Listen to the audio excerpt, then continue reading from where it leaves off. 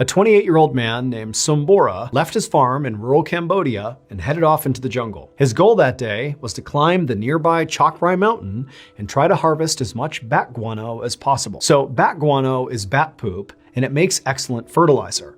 And in the jungles of Cambodia, there are all these mountains, including Chakrai Mountain, that have these cave systems full of bats. So it's a great place to go looking for bat guano.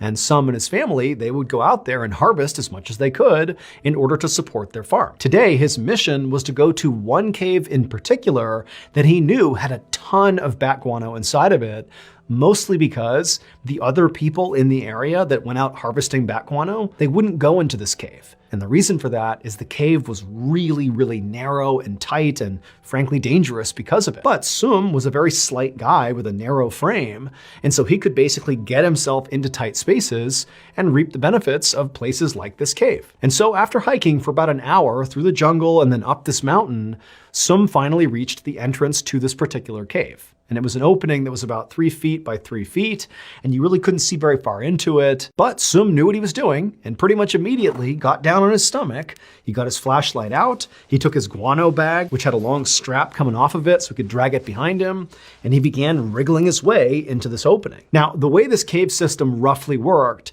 is there was this narrow entrance that went kind of straight ahead like a tunnel, and then periodically, as it continued along, there'd be these kind of like pockets, these openings where it would get big enough where Sum could actually get up onto his hands and knees and kind of move around a little bit. And it was inside of these pockets, these caverns, where all the bats would be. And that's where most of their poop was. And so all Sum was trying to do as soon as he went inside this cave is get to these caverns and then do his harvesting. And so Sum, he wriggled his way forward, he got through that first tunnel section, and he entered the first cavern. And sure enough, there were quite a few bats on the ceiling, and there was all this bat guano, about a pound of bat guano.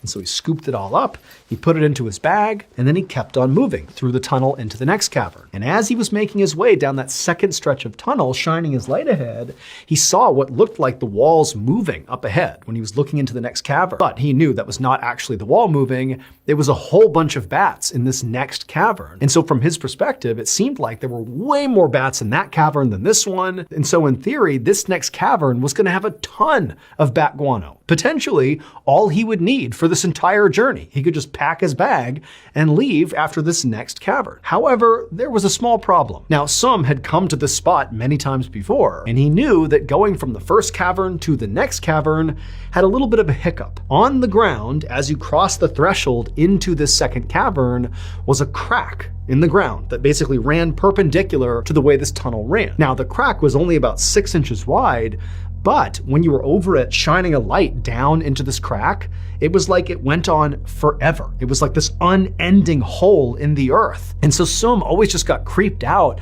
climbing over this crack because there was really no way to go around it. You really had to go right over the top of it because all he was thinking about is like, what's down inside of this deep hole in this cave?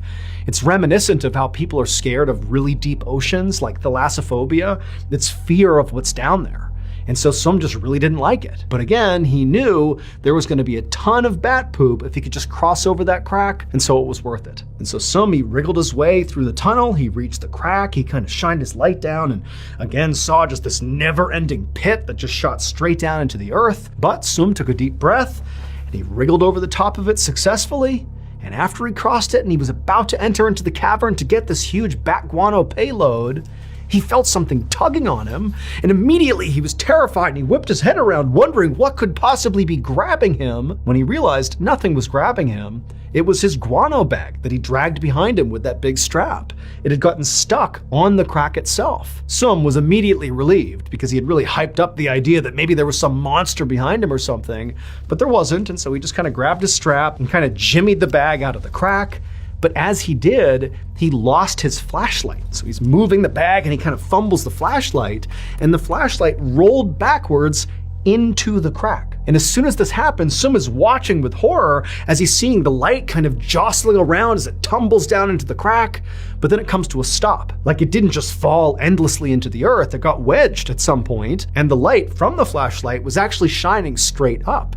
So it was pretty near the surface. And so Sum's thinking to himself, okay, that's bad. I can't lose my flashlight. I have to be able to see to get the bat poop and to get out of here.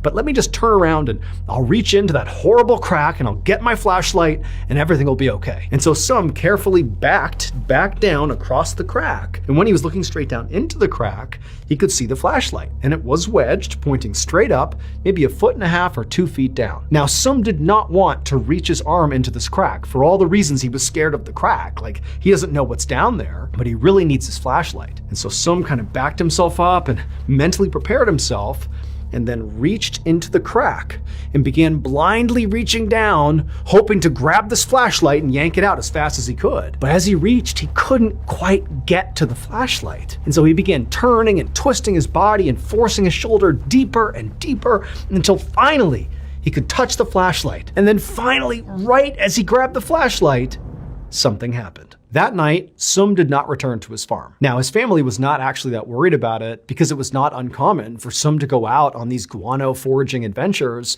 and be gone for, a couple days at a time. However, after another 2 days went by and still Sum had not returned, his family started to get worried. And so ultimately, Sum's brother decided to go out and look for him. Sum's brother had often collected guano with Sum in the past, and so he knew roughly where Sum liked to go, including Sum's favorite spot, that cave up in the mountain. And so when the brother went out looking for him, pretty quickly he found himself in that favorite spot. Now, Sum's brother was about the same size as Sum, and so he too could navigate this very tight tunnel. And so that's what he did. He got down on his stomach, he had his flashlight out, and he yelled into the cave for Sum, but there was no answer. And so he eventually made his way to that first cavern. He didn't find Sum. He kept going, and right as he was about to hit that second cavern, as he shined his light ahead, he saw there was a bag on the ground. And it was his brother's guano bag. And so he knew his brother had to have come here, and he began yelling out for his brother, but there was no answer. And then right as the brother paused for a second just to listen, he heard a faint cry, a human cry.